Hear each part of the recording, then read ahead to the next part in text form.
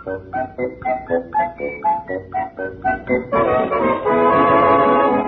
the amazing liquid dentifrice, brings you The Life of Riley with William Bendix as Riley. Remember, friends, for beautiful smiles, it's P-E-E-L, Peel. And just for laughs, it's R-I-L-E-Y, Riley in The Life of Riley.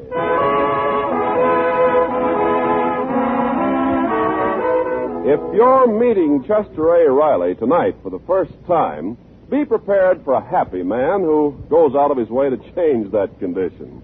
It's lunchtime at the California Aircraft Plant where Riley is employed as a riveter. He usually spends this hour chatting with his co-worker and friendly rival, Jim Gillis. Today, however, Gillis is strangely silent. Hey, Gillis. Yeah? What's that you got there? Oh, this, Riley, is something to which a type like you never comes in contact with. It's a book. And I'm reading it. Don't kid me, Gillis. You ain't reading. I've watched you for the last 5 minutes. You ain't even moved a lip. What's that book about? It's about how to run a big factory. I'm taking that examination next week. What examination? Oh, the big boss Stevenson's trying out a new system. When a better job opens up, they ain't going to just promote a guy at ransom. See, everybody who wants takes the exam, and the winner gets the job and a raise. Oh, yeah, I heard about that. Waste of time. That's the trouble with you, Riley. You don't look ahead. You don't try to improve yourself financially. Oh, and financially, I'm sitting pretty. I'm only 3 months behind with my rent. I'm satisfied with what I got. You're satisfied. But is your family satisfied with what they got? You bet they're satisfied with me. Why, Peg and me been married 17 years. We had 2 kids, and she ain't said one word about annulling the marriage. You know, Riley, I made the same mistake you're making. I thought my family respected me, too. And then one day, I heard a lecture on self-analysis. The professor said, go look at yourself. So I went and took a look at myself. Sickening, wasn't it? Very humoresque. Believe me, it woke me up. I've begun to notice the little things. What little things? Oh, little cracks my family was making. Little digs. You hardly notice them digs. Keep your ears open, Riley, and you'll find out why your family don't respect you. Well, I know now why they don't respect... they do respect me. Go ahead, Gillis, study. If you want to be a big shot, that's no skin off my nose.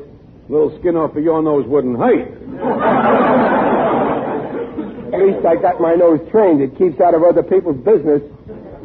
All I said was listen to see if they make them little digs, that's all. I will not listen, Gillis.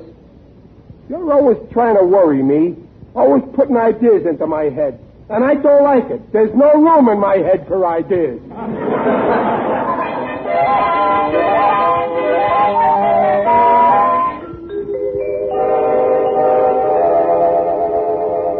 Oh, Babs, get your father's slippers. I see him coming up the walk. Right away, Mother. My, the poor darling. He looks so tired. Yeah, poor Pop works like a horse. Yes. And, Junior, don't you and Babs ever forget he does it for us. Oh, I know, Mom. But soon as I'm old enough, I'm getting a swell job. Then Pop can be a loafer. Junior, the word is retire. Well, that's what I meant. A retired loafer. I better fold up the paper. Pop likes it nice and neat. Hey, come home. Oh, we're in here, dear. Oh, hello, Dumpy. Hello, Riley. Hi, Junior. Hiya, Pop. Hey, your shoelace is untied. Oh, yeah, I know. My, it's time you got some new ones, dear. Oh, those are full of knots. Peg, is that a dig at the way I look? Dig? Well, what do you mean, Riley? Just remember, Peg, it ain't a man's feet that count. It's what goes on at his other end. Here, let me tie it for you, Pop, so as you won't have to bend. What's the matter? You think I'm getting old? I can tie my own shoelaces. There. See? My, you look funny when your hair falls all over your eyes like that. Oh. So now I look funny. Ugly, maybe. Well, for heaven's sake, Riley, don't be so touchy. Oh, now I'm touchy. Nothing but digs. Oh, Mother, you're the... Oh, hello, Daddy. I didn't see you at first. You didn't see me. I'm sitting right here out in the open. Now I got no personality. What, Daddy? Oh, let it pass. Only when your father comes in the house, Babs, it ain't very nice to act like somebody just went out. Oh, Daddy, you old silly. Here's a big kiss for you. My, you need a shave. Now I'm a big slob. Heck, the least your children can do is show a little respect for their father. Well, what's gotten into you? Stop acting like an elephant with a sore ear. Now I got elephant's ears. More little digs on me. What are you talking about anyway? Okay, I can take a hint. I ain't neat, I'm old, I'm touchy, I'm ugly, I got no personality, and I got ears like an elephant. Well, why don't you say it? Go ahead, say it. Say what, Daddy? What you've been thinking. If I hadn't married your mother and we didn't have you 2 kids, you'd never have even let me into this family.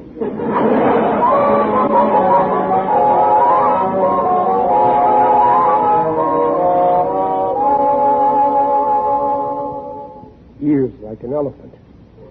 I'll remember that. An elephant never forgets. Riley. Oh, Riley. Huh? Who's that? It's me, Riley. Your conscience. Oh. Well, beat it, Conscience.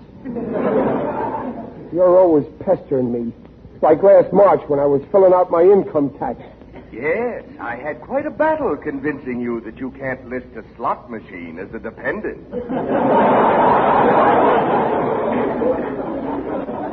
Get away from me. I've got enough troubles. I know, Riley. You're worried that maybe Gillis was right about your family.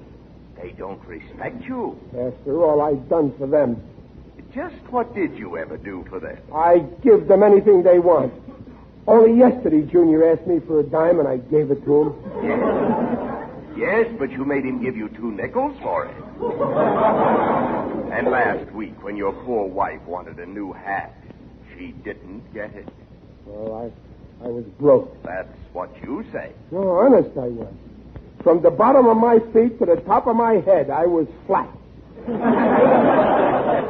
Then why don't you do something about it? Get a better job. How can I? How? Go back to night school and study for the exam. Unless you'd rather have your family ashamed of you. Oh, I couldn't stand that. I'll go back. I'll study. I'll pass that exam. That's the spirit, Riley. I'll be a big success someday. I'll prove that my wife wasn't throwing away her money when she spent her last $2 for our marriage license.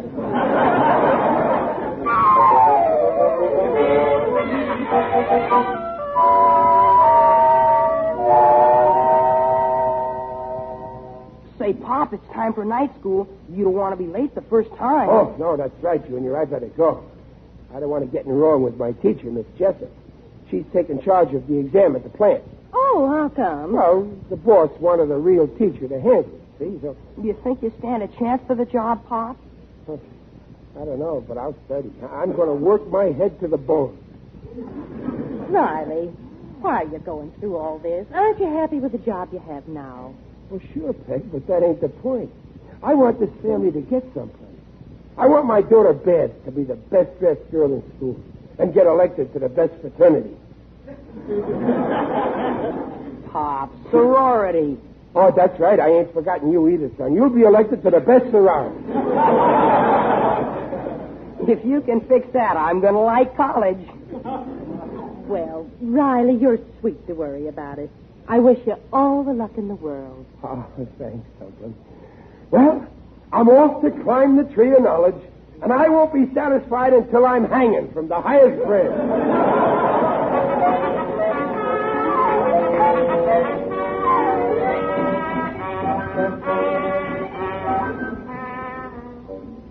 Knock. Let's begin your first session at night school with a very simple type of algebra problem. Come in. Good evening, Miss Jessup. Teacher? Oh, Mr. Riley. Pray tell me, what are you doing here? I come to get educated. I repeat, what are you doing here? Your record last year was unbelievably deplorable. Oh, well, don't worry, teacher. This year is going to be believable. I got a reason to work hard now. I want to take that test for the new job at my plant. Oh, you are? Mm-hmm. Well, now, that's most commendable. I shall do my very best to help you. Oh, thanks, teacher. I hear that you're in charge of that exam. Yes, that's correct. You're going to mark our papers on the exam, too, I guess, huh? Naturally. Now, take your seat, please. All right. By the way, teacher, I have a little something for you. Here, I hope you can use a pair of nylons. Nylons? Oh, thank you, Mr. Riley. Mr. Riley, I trust this gift has no bearing on the exam. You know that I would never allow myself to be influenced. Oh, no, teacher. You got me wrong. I'm giving you these nylons because you're so lovable. Well, in that case, I see no reason why I shouldn't accept your little gift. Mr. Riley, there seems to be only one stocking here. You get the other one after I pass the exam.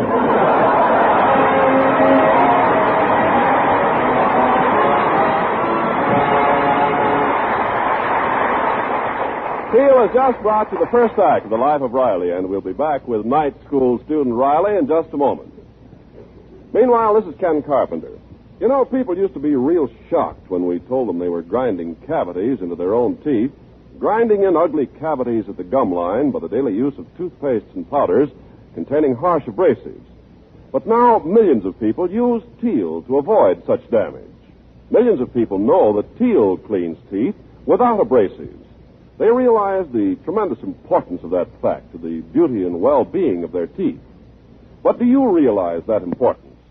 Do you know that out of every 10 adults, 8 have receding gums, and that when gums recede, softer parts of your teeth are exposed, 25 times softer than tooth enamel? Yes, it's a fact. And those softer parts are easily damaged by daily brushings with toothpaste or powder containing harsh abrasives.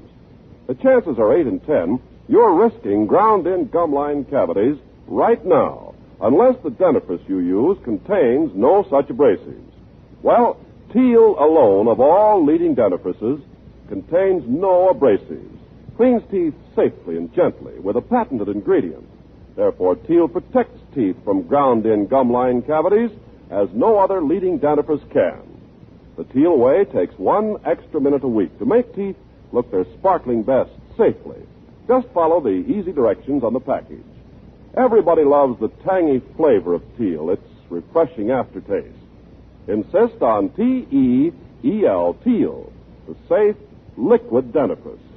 And now back to The Life of Riley with William Bendix as Riley.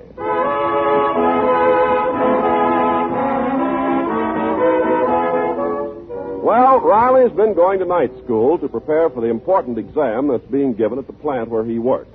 The worker making the best mark gets promoted to a better job with a raise in pay. Now, the time has come, and poor, scared Riley is walking to the examination room, where he's stopped by a shifty-eyed man named Benny. Riley, just a minute. Oh, hello, Benny. Benny, is that the room where they give the exam? Yeah. You taking it, Riley? Yeah. Yeah, I gotta go in now. Hey, listen, Riley. Want a tip on today's winners? Well, you know I never bet on horses, Benny. I gotta go inside now. Oh, you got me wrong, Riley. I'm branching out. Instead of the ponies, I'm in the educational racket. Now, I got here... No, I gotta go, Benny. I'm almost late. Better late than helpless, chum. Listen, you're taking the exam to win, ain't you? Natch. So I can put you onto a good thing. Straight from the feed box. I got here all the winning answers. Right here on this little cheat sheet. What? Well, Benny, how did you get the answers? Oh, I know my way around. Same as at the track. Now, with these here answers, you'll win by 10 lengths. Slip me $2 and it's yours. But But it ain't honest. What do you mean it ain't honest? I take an oath these are the correct answers. Come on, Riley. Slip me a deuce. This is a sure thing. No, I ain't no cheater. Anyhow, I ain't got no dough. I hate to see a lovely character like you get left at the post. But I'll tell you what I'll do. I'm putting these answers here in your pocket, see? No, I don't want it. Take it back. It's in your pocket. Why make a fuss? If you don't use it, you owe me nothing.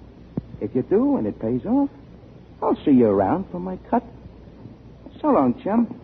Keep your nose out in front and ride to win. No, Benny, come here. Take it back. Benny, I don't want it now. Who's making all this noise? Oh, it's you, Mr. Riley. If you're not inside in 10 seconds, I won't permit you to take the exam. Oh, wait, Miss Jessup, please. I've been training for this race. You can't scratch me now.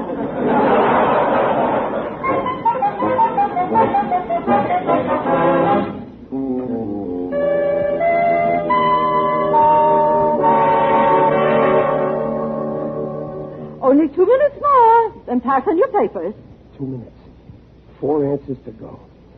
Oh, gee, these are tough. I'll never make it. There's only one way I can get these answers and win. Riley.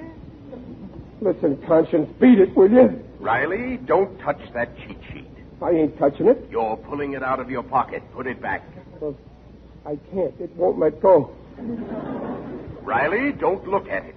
Just one little peek.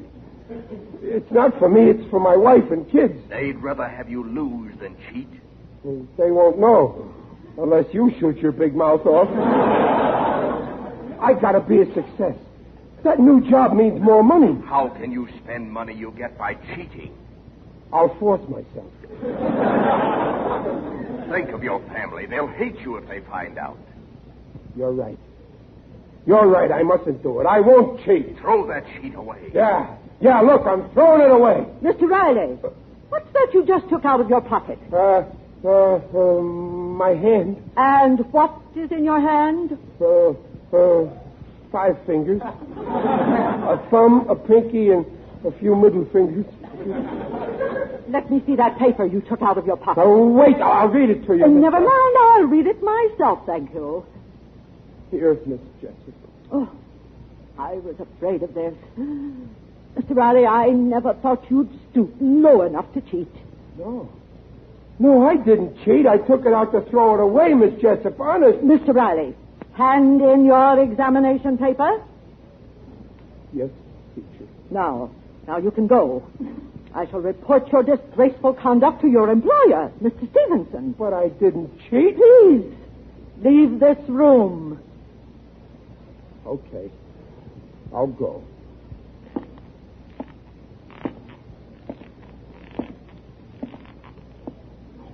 I just want to say one thing.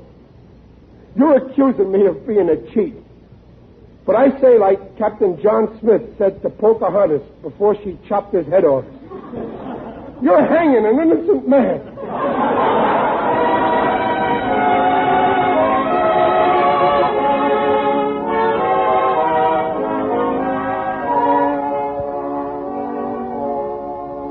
Is that you, Riley? Hello, Dumpling. Hello, Daddy. How did the exam go this morning, dear? It went. Well, that's fine. I bet you can't wait for the results. I can wait. Oh, is that you, Junior? Yeah, it's me. Why, Junior, dear, you've got a black eye. Oh, gee, what a shyness. Junior, how many times have I told you not to go around fighting? Who was it? Shorty Gillis. But I had to do it. You got no business. I did it for you, Pop. I can fight Shorty myself. What do you mean you did it for me? Well, he called you a name. He said you were a cheater. Forget it, Junior. Go wash your face. Go. Just a minute, Junior. He called your father a cheat? Yeah. He said that Okay, Pop... Junior, that's enough. Peg, I guess I might as well tell you myself. Well, what happened, Daddy? Well, at the exam this morning, Miss Jessup accused me of cheating. Cheating? Why, that's ridiculous. What made her do that? I don't know. just because she found the answers in my hand. Oh, Dad. But it was an accident. I just happened to pick it up. But where did it come from, Daddy? Well, my pocket. Oh, your pocket? But I wasn't cheating, honest. I swear. I was going to throw it away. You see... Riley, if you say you didn't cheat, that's good enough for us. We believe you. Of course we do. Your word's good enough for us, even if you did it. Gee, you're a wonderful family. I don't deserve such a wonderful family. Now, dear, don't talk like that. Well, it's true. I disgraced you. The whole neighborhood will know from Gillis, that scandal mongrel. And not only that, my boss will probably fire me for this. Well, I don't care. The main thing is you didn't do it. Now, come on, dear. Eat your supper. You'll feel better. No, Peg, I ain't got no appetite. I'm going outside and blow my brains out. Riley! Oh, no, just with some fresh air.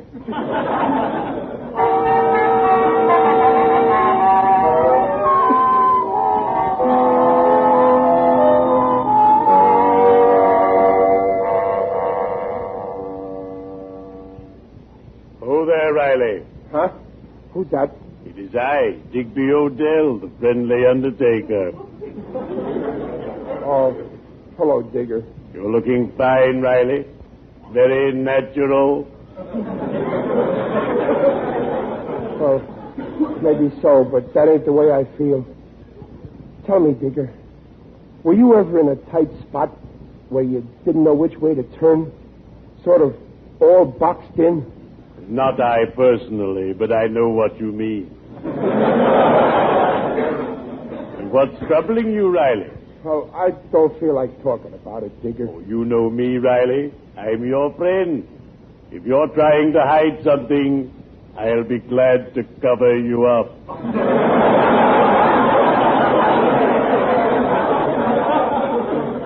Well, you see, Digger, I took an exam this morning. Ah, examination. Last minute cramming the night before.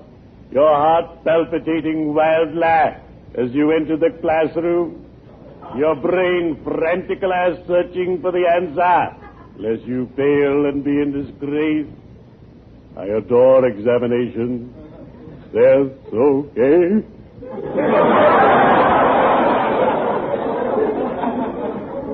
Well, this one wasn't. I was accused of cheating. But I didn't. I swear, Digger. I know you wouldn't cheat, Riley. I've known you for years, and you've always been honest and above ground. You mean above board? Above ground is better, believe me. The worst of it is, this exam was run by the plant, and now my boss will probably fire me. Oh, my word, I just saw your boss a few moments ago, going into your house with Miss Jessup.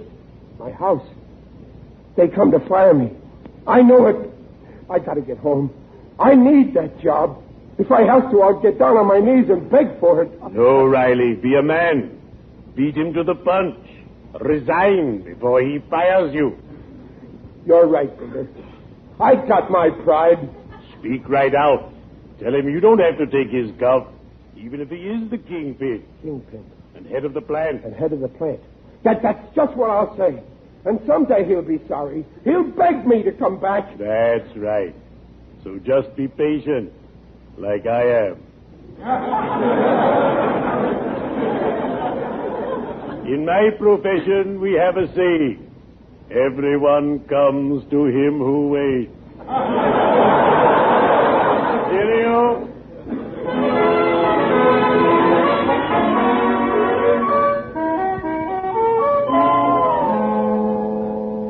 I'm sure Riley will be home in a few minutes, Mr. Stevenson, if you don't mind waiting. Why, not at all, Mrs. Riley. I imagine the incident this morning upset him considerably. Oh, my, yes, Miss Jessup. He was afraid he's going to be fired. Well, that's just like Riley, imagining the worst. Well, he's got nothing to worry about on that score. Oh, Riley, I'm so glad you're home. Mr. Stevenson's here to I talk. see him. Yes, Riley. How are you tonight? I'll do the talking around here, Stevenson. I resign. You can keep your measly job. I wouldn't work for you if you paid me. Riley, what are you saying? Now, hold on a minute. I don't Riley. have to take no guff from you, even if you are the kingpin head of the plant. Riley, will you be quiet? No, Peg, I got my pride. Just a moment, Mr. Riley. Yes, teacher. If you'd allow Mr. Stevenson to get a word in, you'd learn that he's not here to fire you. Wait a minute. You mean I'm not fired? Of course not. You've still got your job. Yes, Riley. And you can have it for life. What a revolting development. We realize that you had an opportunity to cheat this morning, but we know now that you didn't. I'm proud of you, Mr. Riley. Well, so am I. But how did you find out that I didn't cheat? Well, that sheet I caught you with had all the right answers.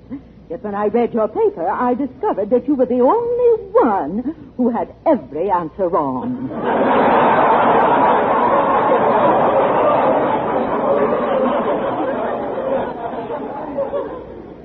All of them? Every single one. Every answer wrong?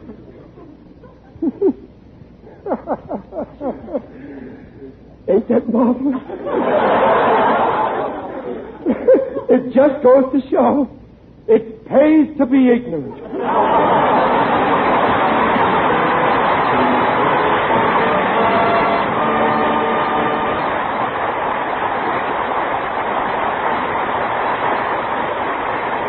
Riley's will be back in half a minute.